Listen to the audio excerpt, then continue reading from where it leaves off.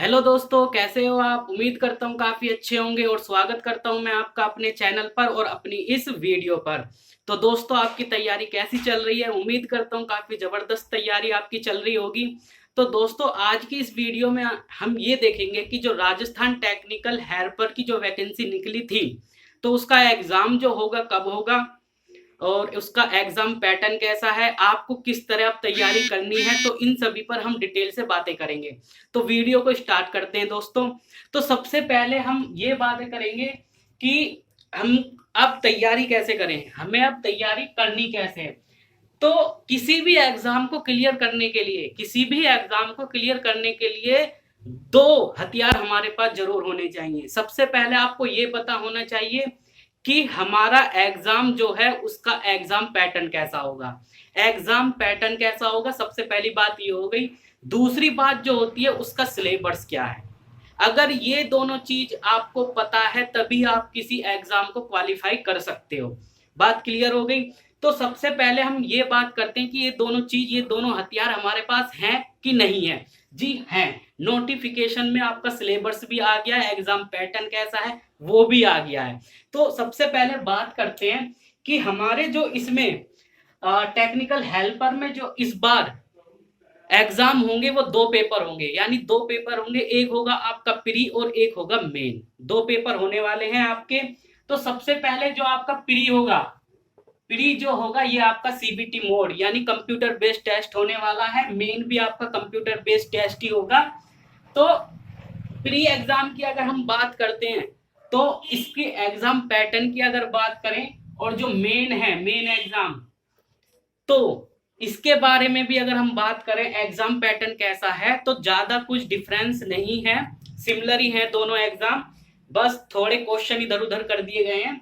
तो सबसे पहले हम एग्जाम पैटर्न की बात करते हैं। तो एग्जाम पैटर्न की अगर मैं बात करूं प्री एग्जाम के लिए, तो प्री एग्जाम के लिए जो एग्जाम पैटर्न है, तो हमसे ये जो आपका एग्जाम बनेगा ये आपको पता है कि आपको मैं बता देता हूं कि जो प्री एग्जाम होगा वो आपका 100 क्वेश्चन आपसे पूछे जाएंगे। प्री एग्जाम में आपसे 100 क्वेश्चन पूछे जाएंगे और आपके जो नंबर होंगे वो भी 100 होंगे, यानी आपसे 100 क्वेश्चन पूछे जाएंगे और वो 100 नंबर के ही होने वाले हैं। और जो आपको टाइम मिलेगा आपको 120 मिनट।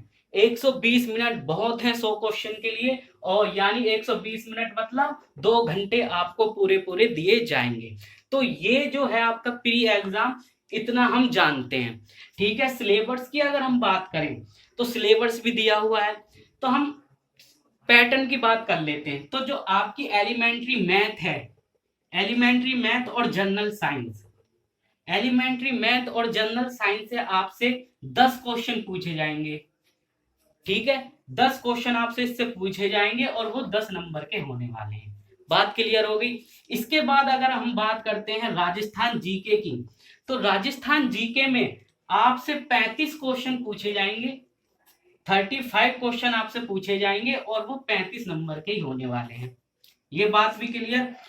फिर इंडिया एंड वर्ल्ड जीए पूछी जाएगी, जनरल अवेयरनेस। ठीक है। तो इसमें आपके 5 क्वेश्चन पूछे जाएंगे, 5 क्वेश्चन पूछे जाएंगे और 5 नंबर के वो होने वाले हैं। बात क्लियर। उसके बाद आ जाता है आपका टेक्निकल। टेक्निकल आ जाता है तो इसमें आपको 50 क्वेश्चन पूछे जाएंगे। इसमें आपसे 50 क्वेश्चन पूछे जाएंगे और आपके ये 50 नंबर के होने वाले हैं। यानी जब आप इनको टोटल करोगे तो आपके 100 क्वेश्चन बैठ जाएंगे और वो टोटल 100 नंबर के आपके हो जाएंगे। तो अब बात करते हैं हमको तैयारी कैसे करनी है।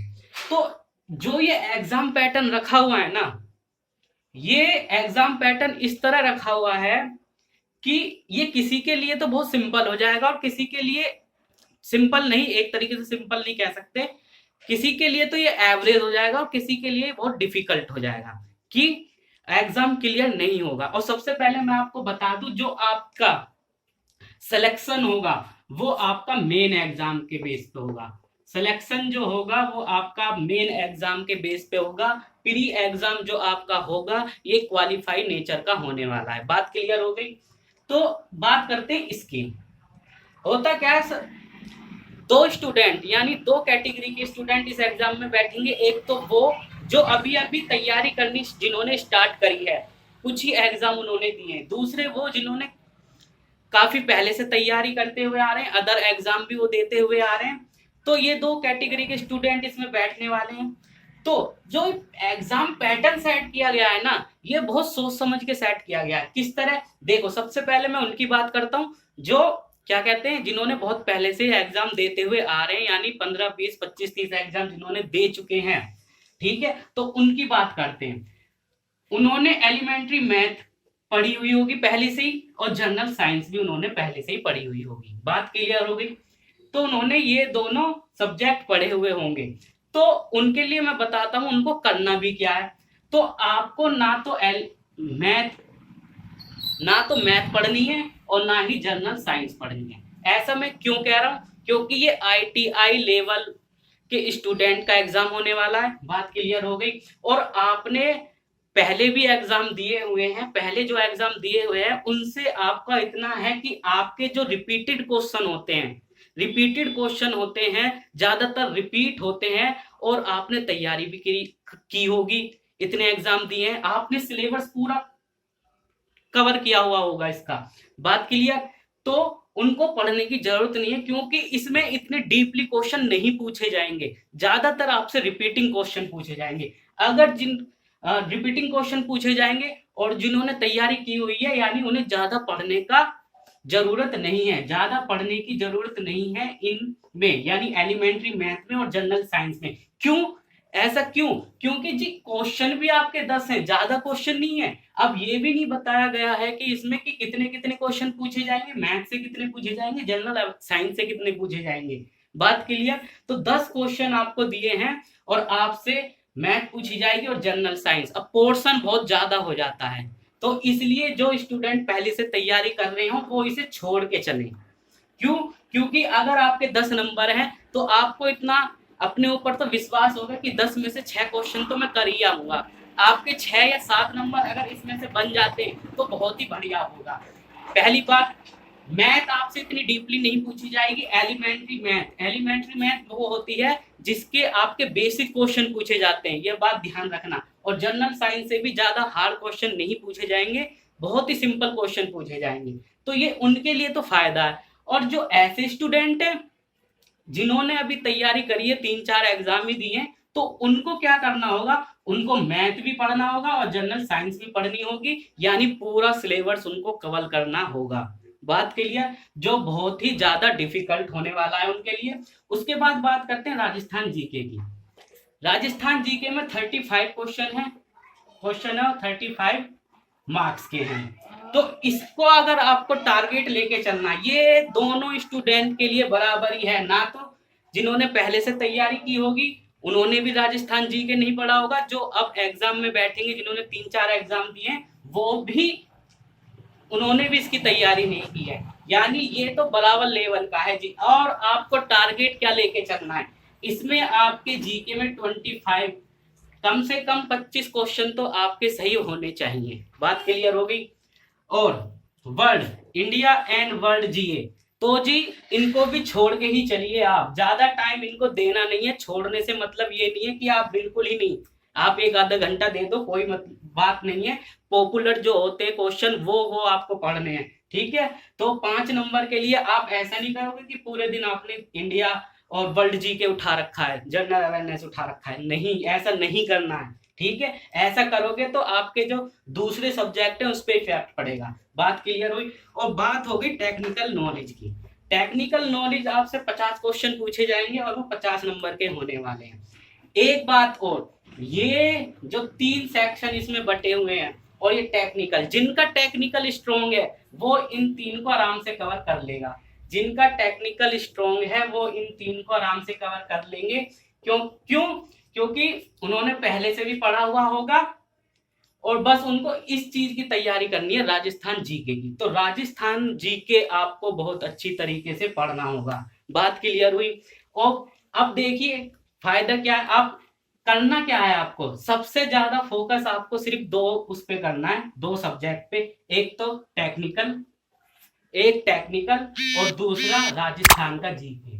इसमें आपको सबसे ज्यादा टाइम देना है। और जो ये 2 रह जाते हैं, अगर आप पहले से तैयारी कर रहे हैं तो आप इन्हें छोड़ के चलिए, यानी कुछ ही समय दीजिए, 1-1.5 घंटा दिन में दीजिए। लेकिन जिन्हें जो अभी अभी एग्जाम देने, बिगनर स्टूडेंट जो होंगे, जिन्होंने 3-4 एग्जाम ही जो दिए होंगे, उनको तो तैयारी पूरी करनी पड़ेगी, क्योंकि अगर आप 15 नंबर छोड़ के चलोगे ना तो आपका सिलेक्शन होने वाला नहीं है, क्योंकि 85 नंबर रह जाते हैं अगर आप 15 नंबर छोड़ के चलते हो। अब इसके बाद करते हैं मेन एग्जाम की। मेन एग्जाम की अगर बात करें तो इसमें आपको जो एलिमेंट्री मैथ और जनरल साइंस दी है वही है। आपसे 10 क्वेश्चन पूछे जाएंगे, 10 नंबर के होने वाले, लेकिन इसमें ये मेंशन कर दिया गया कि 5 आपके मैथ से होंगे और 5 आपके साइंस से होंगे। बात क्लियर हो गई। आगे चलते हैं। इसके बाद आपका जो राजस्थान जीके है, राजस्थान जीके 30 नंबर का और क्वेश्चन आपके 30। उसके बाद अगर बात करते हैं इंडिया का, India and world general awareness, इसमें आपसे 10 क्वेश्चन पूछे जाएंगे और वो 10 नंबर के होने वाले हैं।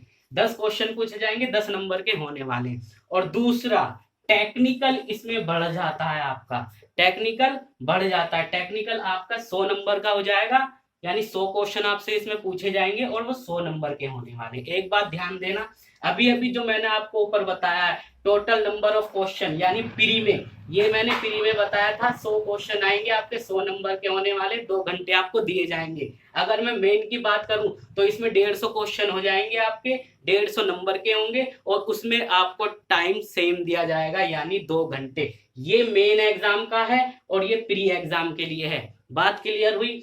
तो आपको जो टेक्निकल है वो 100 नंबर का पूछे जाने वाला है, जाएगा सेकंड एग्जाम में। बात क्लियर हो गई। तो आपको टेक्निकल पे ज्यादा ध्यान देना, क्योंकि आपका जो सेकंड एग्जाम है उसमें टेक्निकल का पोर्शन बहुत ज्यादा है। और राजस्थान, इस पे तो आपको बहुत ज्यादा ही ध्यान देना होगा, क्योंकि 35 नंबर का तो आपका राजस्थान जीके आ रहा है प्री में और 30 नंबर का आपका मेन में आ रहा है। मोस्ट इंपोर्टेंट सब्जेक्ट रहने वाला है ये, तो आपको इस पे तो फोकस करके चलना ही है।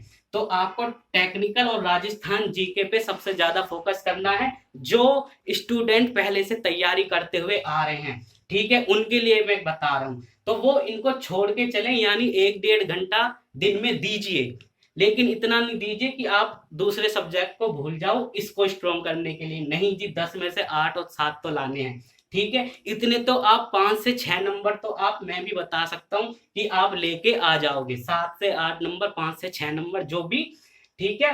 तो ये तो हो गया हमारा प्री और मेन के लिए। तो बात क्लियर हुई, इतनी बात क्लियर हुई आपको। अगर कोई डाउट है ना तो आप कमेंट बॉक्स में कमेंट कर सकते हैं, आपके कमेंट का मैं रिप्लाई आपको जरूर दूंगा। अब दूसरी बात, आपका एग्जाम क्या होगा, एग्जाम आपका कब होगा। तो नोटिफिकेशन में साफ साफ मेंशन ये किया गया था कि जो आपका ऑनलाइन फॉर्म फिल किए जाएंगे वो आपके 21 दिन में ऑनलाइन फॉर्म, यानी रजिस्ट्रेशन जो होगा 21 दिन के लिए ही वैलिड होगा। तो ये नोटिफिकेशन में है और अगले 21 दिन में आपका एग्जाम हो जाना चाहिए था, ठीक है। अगले 21 दिन में, यानी 42 दिन का टाइम दिया हुआ था, अगर मैं आपको साफ साफ बताऊं। अब लास्ट डेट आने वाली है इस एग्जाम ऑनलाइन फॉर्म फिल करने की। लास्ट डेट के बाद नोटिफिकेशन आएगा। अगर नोटिफिकेशन नहीं आता है और डेट यानी लेट हो जाती है तो इससे ज्यादा फर्क नहीं पड़ने वाला है, क्योंकि आपकी तैयारी और अच्छी ही हो जाएगी।